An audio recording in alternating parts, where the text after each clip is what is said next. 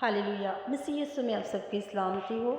लूका की अंजील उसका 10 बाब उसकी 19 आयत में लिखा है, देखो मैंने तुमको इख्तियार दिया है कि सांपों और बिच्छुओं को कुचलो और दुश्मन की सारी कुदरत पर गालिब आओ।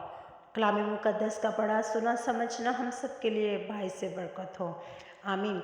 खुदावंद ने देखें हमें इख्तियार दिया है कि मैंने तुझे इख्तियार दिया है कि तू सांप और बिच्छुओं को अपने पाँव के नीचे कुचल और उससे रौंद। हालेलुया।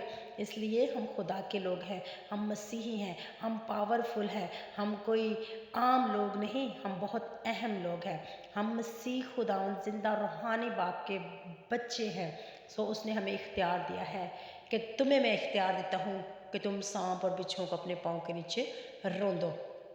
इसलिए अगर कोई भी आप लोगों को प्रॉब्लम हो, उस प्रॉब्लम्स को अपनी ज़बान पे लेकर उसे अपने पाँव के नीचे रौंदिए, उस पर यीशु के नाम की फ़ायर को मांग लीजिए। हालेलुया। तो फिर देखिए कि आप लोगों की ज़िंदगी में अद्भुत काम होंगे।